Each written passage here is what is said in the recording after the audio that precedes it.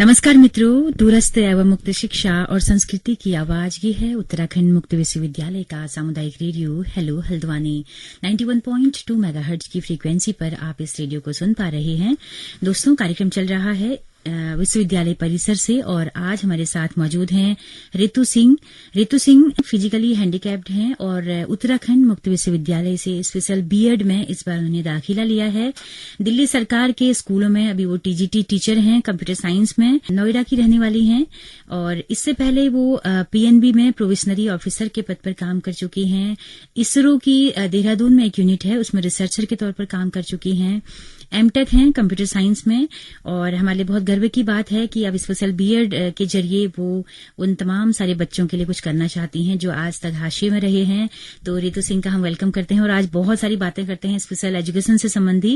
रितु जी, आपका बहुत बहुत स्वागत है हमारे इस रेडियो स्टेशन में, हमारे कार्यक्रम में। Thank you so much ma'am, thank you so much. मेरे लिए प्रिविलेज का काम है, मैं यहाँ पर आपने मुझे बुलाया और मैं बात अपनी विचार साझा कर पाऊंगी आपसे। तो रितु जी, सबसे पहले पूछूंगी कि क्यों आपने इस विषय को चुना है। आप इसमें बीएड कर रही हैं, आप ऑलरेडी टीचर हैं, इतना पेन आप क्यों ले रही हैं? देखिए, जब मैं एक छोटी बच्ची थी तब मैं स्कूल में जाती थी और मैंने देखा मेरे समय में उस वक्त काफी इतनी जागरूकता नहीं थी पेरेंट्स के बीच कि अपने स्पेशल बच्चों को, यानी कि जो फिजिकली हैंडीकैप वर्ड हम यूज नहीं करना चाहेंगे, लेकिन स्टिल आप आम भाषा में अगर किसी को समझाना है तो आज भी लोग फिजिकली हैंडीकैप्ड ही बोलते हैं, जबकि प्रॉपर वर्ड इसका फिजिकली डिसेबल्ड आजकल माना गया है। तो क्योंकि एक तरह का रिस्पेक्ट शो करते हैं हम उस कम्युनिटी की तरफ। जैसे कि मैंने अभी कहा कि जब मैं बच्ची थी तो हमारे स्कूल में मुश्किल से मैं देखती थी सिर्फ मैं एक स्पेशल स्टूडेंट हुआ करती थी और बाकी सारे कोई और स्पेशल किड्स नहीं होते थे, क्योंकि पेरेंट्स खुद ही अपने बच्चों को स्कूल में पढ़ाना नहीं चाहते थे। उनको लगता था कि ये बच्चा हमारे लिए बोझ है, तो बच्चों को, और वो सिर्फ पढ़ाई नहीं कर पाएगा, घर पे रह के हम जितनी सेवा हो पाएगी हम बच्चों की करेंगे। तो इस तरह से भगवान का एक प्रसाद मानकर या श्राप मानकर, जो भी कह लें आप, वो मानकर उन बच्चों को पाला जाता था। लेकिन आज की डेट में आप देखेंगे, दिल्ली में विशेषकर मैं बताना चाहूंगी, जहां मैं एक टीजीटी कंप्यूटर साइंस की तरह कार्यरत हूं, वहां पर काफी जागरूकता आ चुकी है और स्पेशल बच्चों को जो किसी भी फिजिकल डिसेबिलिटी या मेंटल रिटार्डेशन या फिर कोई और डिसेबिलिटी से पीड़ित हैं, वो बच्चे भी आज स्कूल आ रहे हैं, वो बच्चे पढ़ रहे हैं। चाहे कितनी भी स्ट्रगल्स लाइफ आपको दिखाए, लेकिन आपको ये होना चाहिए कि हमें किसी भी तरह से लड़ना है और अपने आप को साबित करके दिखाना है। तो यही जज्बा लेकर हम जो आगे इस फील्ड को बढ़ाना चाहते हैं और मैं चाह रही हूँ कि मैं भी इस फील्ड में अगर कुछ योगदान कर पाऊं, तो इसलिए मैंने अपना एनरोलमेंट इस स्कूल में, इस यूनिवर्सिटी में एज स्पेशल बीएड में एनरोल कराया खुद को। जी जी, आपने कहा कि दिल्ली में के स्कूलों में जब आप थे तो तब तादाद आप अकेले हुआ करते थे पूरे स्कूल में, आज वो तादाद बहुत बढ़ गई है। जी जी बिल्कुल जी। तो क्या एकेडमिक रूप से भी कोई डिमांड है स्कूल की तरफ से कि स्पेशल एजुकेटर होने चाहिए? जी, आजकल क्या होने लगा है कि ना स्पेशल एजुकेशन का एक फील्ड नया बन गया है। इसमें क्या होता है कि आप स्पेशल एजुकेटर्स एनरोल कराए जाते हैं, स्पेशल एजुकेटर्स को जॉब दी जाती है और उनको बुलाया जाता है इस माध्यम से कि स्पेशल बच्चों को स्पेशली देखें। स्पेशल बच्चों को देखने के लिए, उनकी जरूरतों को समझने के लिए, उनकी पढ़ाई में उनको सहायता किस तरह से दी जानी चाहिए, इस तरह के स्पेशल एजुकेटर्स को दिल्ली स्कूल्स में एनरोल कराया गया है। तो हर स्कूल में एक स्पेशल एजुकेटर रखा जाता है वहाँ पर? हर स्कूल में परमानेंट पोस्ट में? जी जी जी, परमानेंट पोस्ट पर स्पेशल एजुकेटर्स हैं और ऐसा नहीं है कि एक स्कूल में एक ही होगा या दो ही होंगे, डिपेंडिंग अपॉन कि कितने बच्चे, हाँ, कितने बच्चे स्पेशल किड्स हैं जो स्कूल में देखने हैं। और एक स्पेशल एजुकेटर के ऊपर 8 स्पेशल स्टूडेंट्स, 8 बच्चों पे एक। जी जी, उनकी जिम्मेदारी होती है और वो पूरा ध्यान रखते हैं उन 8 बच्चों का। और अगर ये तादाद बढ़ती है स्कूल में बच्चों की तो स्पेशल एजुकेटर्स और भी बुलाए जाते हैं। जी जी जी।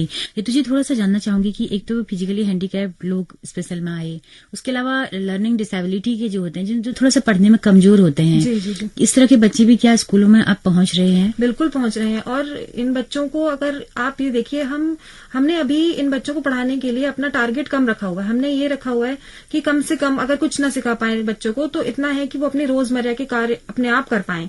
ठीक है, इसमें उनको ट्रेन किया जाता है। और अगर बच्चा इस कामों में अपने आप करने लायक है या फिर कुछ और तरह की दिक्कत है, उसको मेंटल रिटार्डेशन है, फिजिकल एक्टिविटीज वो जैसे कर पा रहा है, तो बच्चे को थोड़ा बहुत हिसाब लगाना, बाजार के काम खुद कराए, थोड़ा बहुत मैथ्स, थोड़ा बहुत पढ़ाई लिखाई सिखाना, उसको जितना भी हो सके उस बच्चे के लेवल के हिसाब से उसको सिखाया जाता है। मतलब कि मानसिक मंदता वाले बच्चे भी स्कूलों में आ रहे हैं और नॉर्मल स्कूलों में उनको एडमिशन दिया जा रहा है। पहले से एडमिशन भी नहीं दिया जाता था कि छवि खराब न हो जाए स्कूल की। हाँ बिल्कुल।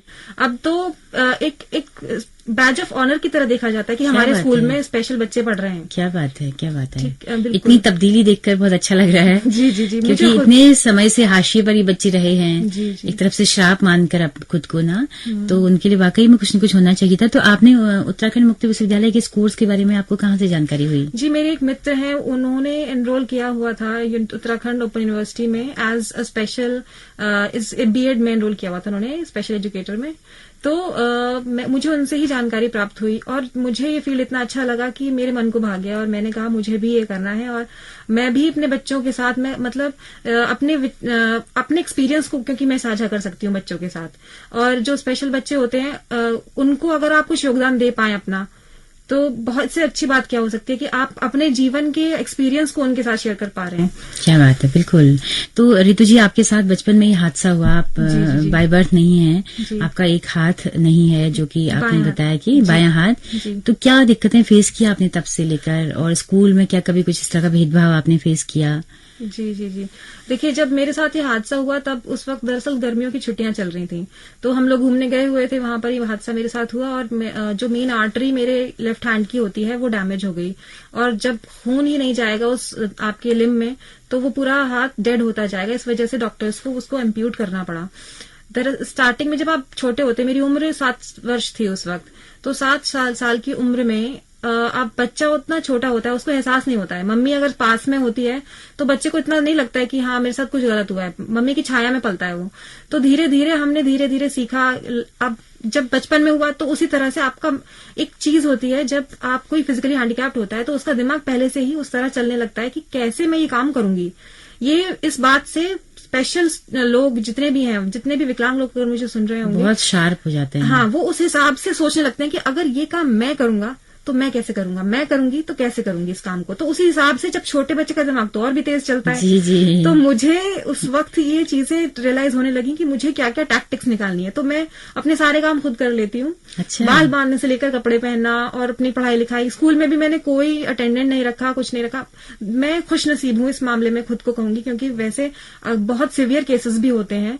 और इसी तरह से मेरा जो अडेप्टेशन है रहा लाइफ में वो होता रहा, और मैं आज इस डेट में कह सकती हूँ कि आई एम फुली इंडिपेंडेंट। क्या बात है रितु जी, हम सैल्यूट करते हैं आपको। Thank you ma'am. और तमाम उन लोगों के लिए मिसाल भी हैं कि कैसे हम अपना काम खुद ही कर सकते हैं, लाचार ना रहे हम लाचारी वाली स्थिति में।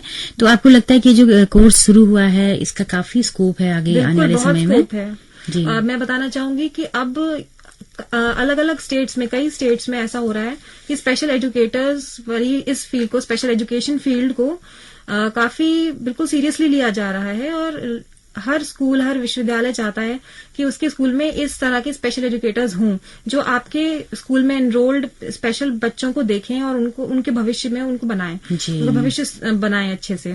तो और जो कमजोर बच्चे हैं उनको डायग्नोज करें कि वो क्यों, कहाँ पर कमजोर हैं। जी बिल्कुल। जो लर्निंग डिसेबिलिटी जिसे हम कहते हैं, उस तरह के बच्चे अमूमन हर क्लास में होते थे, लेकिन पहले डायग्नोज नहीं किया जाता था उन्हें। बिल्कुल बिल्कुल। साइड लाइन कर दिए जाते थे वो बच्चे की, ये बच्चे को तो हमारे स्कूल में एडमिशन नहीं होना क्योंकि ये बच्चा तो परफॉर्म ही नहीं कर पाएगा। बिल्कुल। तो इस वजह से बच्चों को एडमिशन ही नहीं दिया जाता था। लेकिन अब एक बैज ऑफ ऑनर की तरह चल रहा है ये, और बच्चों को एनरोल भी किया जा रहा है, उनके साथ काम भी हो रहे हैं और स्पेशल अटेंशन दिया जाता है उन बच्चों को। जी जी।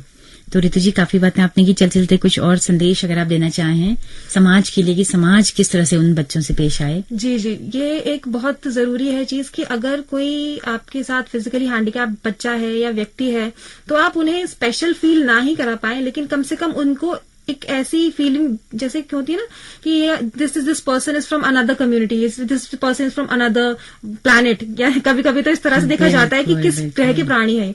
तो उस तरह से ना देखकर नॉर्मल बिहेव अगर करें लोग उनके साथ, तो वो भी एक बहुत बड़ी बात है, क्योंकि वो टॉलरेंस हमारे अंदर होनी चाहिए कि हम उस व्यक्ति को अपने साथ बैठने पर एक कंफर्ट दे पाए। सही बात है, बहुत अच्छी बात आपने बताई रितु जी, बहुत बहुत शुक्रिया। आप विश्वविद्यालय में आती रहेंगी तो उम्मीद है कि नई नई जानकारी हम आपसे लेते रहेंगे। अभी आपने शायद एक वर्कशॉप यहाँ की अटेंड कर ली है। जी नहीं, अभी तो अच्छा, अभी तो एडमिशन नहीं हो रहा है। जी हाँ, जी जी, एडमिशन हुआ है काउंसलिंग होकर जी, और हमें स्कूल अलॉटमेंट हुआ। तो आपका स्कूल में वहाँ पढ़ाना भी जारी रहेगा दिल्ली में, और यहाँ आप बीएड भी करते रहेंगी। जी जी जी। तो रितु जी, आप आइए हमारे स्टूडियो में, आपका बहुत बहुत शुक्रिया। थैंक यू मैम, मुझे भी आपसे बात कर बहुत अच्छा लगा, और मैं उम्मीद करती हूँ कि मैंने ज्ञानवर्धक बातें करी होंगी और मेरी बातें और आप आपसे मिलकर मुझे बहुत प्रसन्नता हुई। बिल्कुल बिल्कुल। तो दोस्तों, आप सबका भी बहुत बहुत शुक्रिया इस कार्यक्रम को अंत तक हमारे साथ सुनने के लिए, हमारे साथ बने रहने के लिए। अगर आपको ये कार्यक्रम पसंद आया हो तो अपना फीडबैक हमें जरूर दीजिएगा। हमारा यूट्यूब चैनल है, हमारा फेसबुक पेज है हेलो हल्द्वानी नाम से। इसी के साथ अपने रेडियो मित्र सुनीता भास्कर को दीजिए इजाजत। नमस्कार।